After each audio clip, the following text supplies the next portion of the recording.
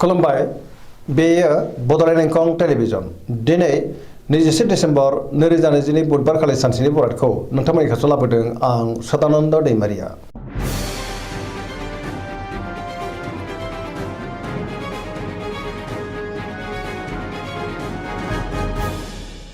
सिगां फरायनो लादों मेष राशि गिबि हांखो अ ल दिनैनि साना मोजां आरो गाज्रिनि गेजेरजों बाबेनलांगोन।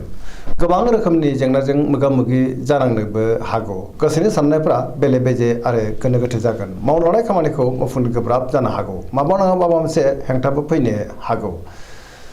देहाया मोजाङै थागोन। अब्लाबो नाथाय जानाय लोंनायाव सांग्रां जानांगोन। बहानिफ्रायबा हरखाबै गाज्रि खौरांबो फैनो हागौ। रांखावरियाव बारा मोजां नङा। नाङा फाङा खरसाया बांनो हागौ। बेफार फालांगियावबो बारा मोजां नङा होनजायो। सोरबा लोगोनिफ्राय हेफाजाब मोननो हागोन। न'खराव अननानै फैगोन। बिदा फंबायजों मोजां सोमोन्दो थागोन। गुबुननि गोसोखौ बोनो गोब्राब जागोन। गोसोनि बोलोआबो लोरबां जानो हागौ। समाजाव नाथाय मान मोनगोन। लाइमोनफ्रा गोसोखौ दिनै जोबोर आला खाला मोननो हागौ।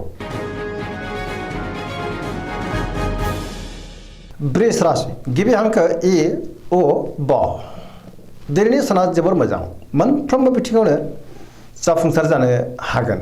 गियाननि आंखाल जानाय नङा। गोबां मोजां खाबुबो दिनै मोननो हागौ। गोसोआ जोबोर खुसि जागोन। गोसोनि बोलोआबो बांनो हागौ।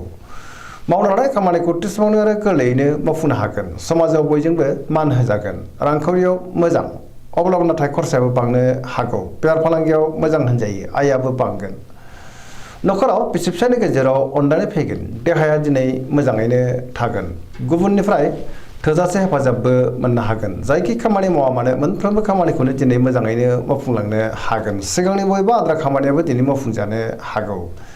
गोसोनि साननायफ्रा मोगथाङाव जाफुंगोन। पजिटिभ एनार्जिनि गोहोम गोग्लैगोन। लाइमोनफ्रा जोबोर रमान्टिक जागोन आरो गावबा गावनि गोसोनि साननायखौ फोरमायलायनोबो हागोन। मिथुन राशि गिबि हांखो क स दिनैनि साना मोजां आरो गाज्रिनि गेजेरजों बाबेनलांगोन। नेगेटिभ एनार्जिनि गोहोमबो गोग्लैनो हागौ। गोसोआव गोनो गोथो साननाय फैनोबो हागौ। माबा नङा माबा मोनसे गोरोन्थिबो मावफ्लांनो हागौ। गियाननि आंखाल जानो हागौ। सांग्रां जानाया गाहाम। गोसोआ दिनै जोबोर गुलाय गुजाय जानोबो हागौ। लाइमोनफ्रा जोबोर आला खाला जागोन। देहाया मोजाङै थागोन। रांखावरियाव मोजां अब्लाबो नाथाय खरसायाबो बांनो हागौ।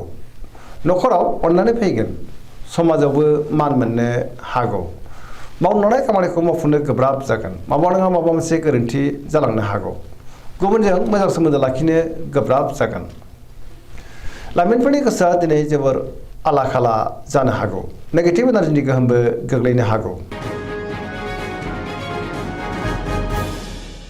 कर्कट राशि गिबि हांखो ड ह दिनैनि साना जोबोर मोजां। गुबुनजों मोजां सोमोन्दो लाखिनो रोंगोन। गियाननि आंखाल जानाय नङा। गोसोखौ दिनै जोबोर गोजोननाय मोनगोन। सोरबा लोगोजों बाख्नाय जानो हागौ।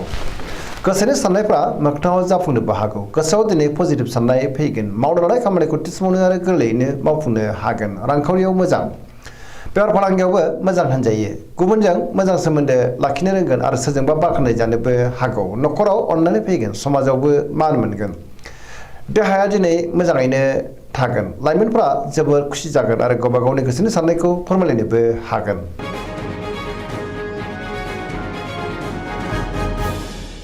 सिंह राशि गिबि हांखो म ट दिनैनि साना मोजां आरो गाज्रिनि गेजेरजों बाबेनलांनो हागौ। गोसोआव नेगेटिभ साननाय फैगोन। नेगेटिभ एनार्जिनि गोहोमबो गोग्लैनो हागौ। मावनो लानाय खामानिखौ मावफुंनो हायोब्लाबो माबा नङा माबा मोनसे गोरोन्थिबो जानो हागौ। सोरबा लोगोनिफ्राय हरखाबै गाज्रि खौरांबो मोननो हागौ। समाजाव मानहानि जानांनोबो हागौ। बहाबा दावबायनो एबा हान्थिनो खाबु मोनगोन। रांखावरियाव नाथाय बारा मोजां नङा। खरसायाबो बांनो हागौ। बेफार फालांगियाव बारा मोजां नङा। खहा जानांनो हागौ। मावनो लानाय खामानिखौ मावफुंनो गोब्राब जागोन। गोसोनि साननायखौ दिनै गुबुननो फोरमायनो गोब्राब जागोन। न'खराव अननानै फैगोन। बिदा फंबायनिफ्राय हेफाजाबखौ मोननो हागौ। समाजावबो मान मोनगोन। गुबुननि गोसोखौ बोनो नाथाय गोब्राब जागोन। बयजोंबो गोरोबनो रोंनाय नङा। गुबुननि थाखाय नाङा फाङा जेंनायाव गोग्लैनांनोबो हागौ। गोसोआ दिनै जोबोर आला खाला जागोन। नेगेटिभ एनार्जिनि गोहोमबो गोग्लैनो हागौ। कन्या राशि गिबि हांखो प ट दिनैनि साना बारा मोजां नङा गोसोखौ दिनै जोबोर उसुखुथु मोनगोन नेगेटिभ एनार्जिनि गोहोम गोग्लैनो हागौ गोथों आरो गोग्गो साननो रोंनाय नङा गियाननि आंखालबो जानो हागौ रांखावरियाव मोजां अब्लाबो नाथाय खरसायाबो बांनो हागौ बेफार फालांगियाव मोजां होनजायो देहाया मोजाङैनो थागोन अब्लाबो नाथाय जानाय लोंनायाव सांग्रां जानांगोन न'खराव अननानै फैगोन गोबां खामानियाव दिनै मुखुब थानांनो हागौ अब्लाबो नाथाय नेगेटिभ एनार्जिनि गोहोम गोग्लैनो हागौ सांग्रां जानाया गाहाम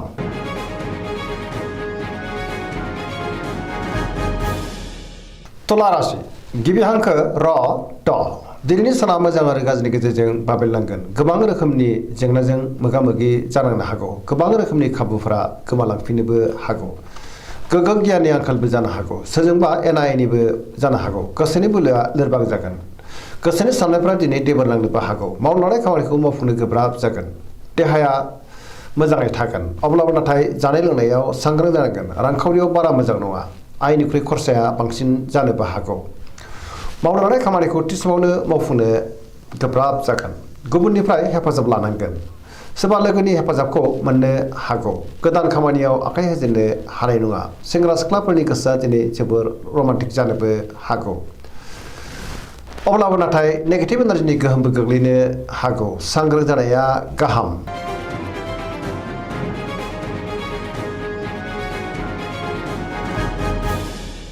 वृश्चिक राशि गिबि हांखो न स दिनैनि साना जोबोर मोजां गोसोखौ दिनै जोबोर गोजोननाय मोनगोन सिगांनि बबेबा आद्रा खामानिया दिनै जाफुंनो हागौ सोरबा लोगोनिफ्राय हेफाजाब मोननो हागोन पजिटिभ एनार्जिनि गोहोम गोग्लैनोबो हागौ सोरबा गोजाम लोगोजों बहाबा लोगो मोनज्लायनानै गोसोआ दिनै जोबोर खुसि जागोन गोसोआव गोथों आरो गोग्गो साननो रोंगोन गियाननि आंखाल जानाय नङा मोनफ्रोमबो खामानिखौनो दिनै मोजाङैनो मावफुंलांनो हागोन सोरजोंबा बाख्नाय जानो हागौ गुबुननिफ्राय थोजासे हेफाजाबखौ मोननो हागोन गोसोनि साननायफोरा जाफुंगोन गोसोनि बोलोआबो बांगोन समाजाव मान मोनगोन न'खराव अननानै फैगोन रांखावरियाव मोजां अब्लाबो नाथाय खरसायाबो बांनो हागौ बेफार फालांगियावबो मोजां होनजायो देहाया मोजाङै थागोन फरायसाफ्रा दिनै फरायनायाव गोसो दुंखांगोन आरो मोजां फिथाइ मोननोबो हागोन लाइमोनफ्रा जोबोर रमान्टिक जागोन आरो गावबा गावनि गोसोनि साननायखौ फोरमायलायनोबो हागोन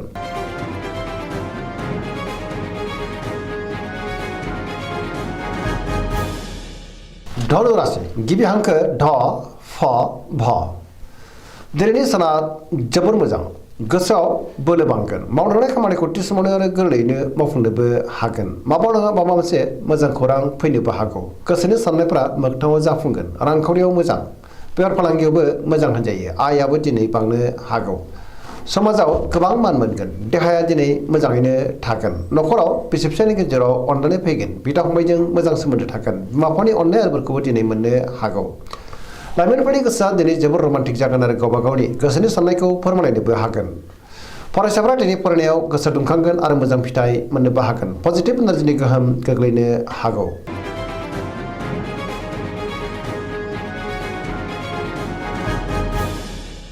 मकर राशि गिबि हांखो ख ज दिनैनि साना जोबोर मोजां गोसोनि साननाया मोगथाङाव जाफुंनोबो हागौ गोजोन आरो गाहाम थासारिखौ मोननो हागोन मावनो लानाय खामानिखौ थि समावनो आरो गोरलैयैनो मावफुंनो हागोन रांखावरियाव मोजां अब्लाबो नाथाय खरसायाबो दिनै बांनो हागौ बेफार फालांगियाव मोजां मुलाम्फा मोनगोन गुबुनजों मोजां सोमोन्दो लाखिनो रोंगोन सोरबा लोगोनिफ्राय मोजां खौरां मोननोबो हागौ मोनफ्रोमबो खामानिखौनो दिनै गोरलैयैनो मावफुंलांनो हागोन गोदान खामानियाव आखाइ होजेननो हागोन न'खराव बिदा फंबायनि गेजेराव अनलायनाय फैगोन बिमा बिफानि अननाय आरिफोरखौ मोननो हागौ सेंग्रा सिख्लाफ्रा गावबा गावनि गोसोनि साननायखौ फोरमायलायनो हागोन आरो गोसोआ दिनै जोबोर रमान्टिकबो जागोन फरायसाफ्रा फरायनायाव गोसो दुंखांगोन पजिटिभ एनार्जिनि गोहोमबो गोग्लैनो हागौ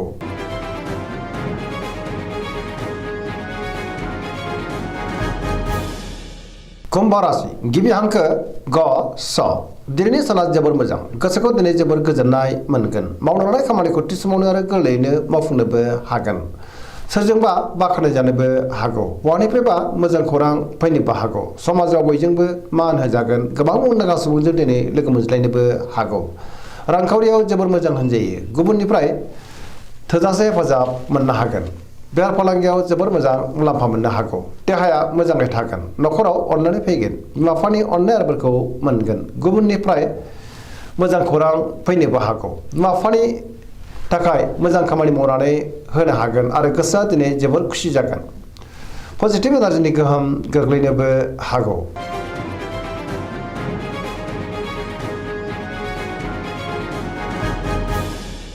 मीन राशि गिबि हांखो ड स दिनैनि साना मोजां आरो गाज्रिनि गेजेरजों बाबेरलांगोन। गुबुननि थाखाय नाङा फाङा जेंनायाव गोग्लैनांनोबो हागौ। गोसोआव दिनै गोनो गोथो साननाय फैनोबो हागौ। गोसोनि बोलोआ बांगोन। मावनो लानाय खामानिखौ मावफुंनो हागोन। देहाया मोजाङै थागोन। रांखावरियाव नाथाय बारा मोजां नङा। नाङा फाङा खरसाया बांनोबो हागौ। बेफार फालांगियाव बारा मोजां नङा होनजायो। न'खराव अननानै फैगोन। सोरजोंबा रायखोमाजानोबो हागौ।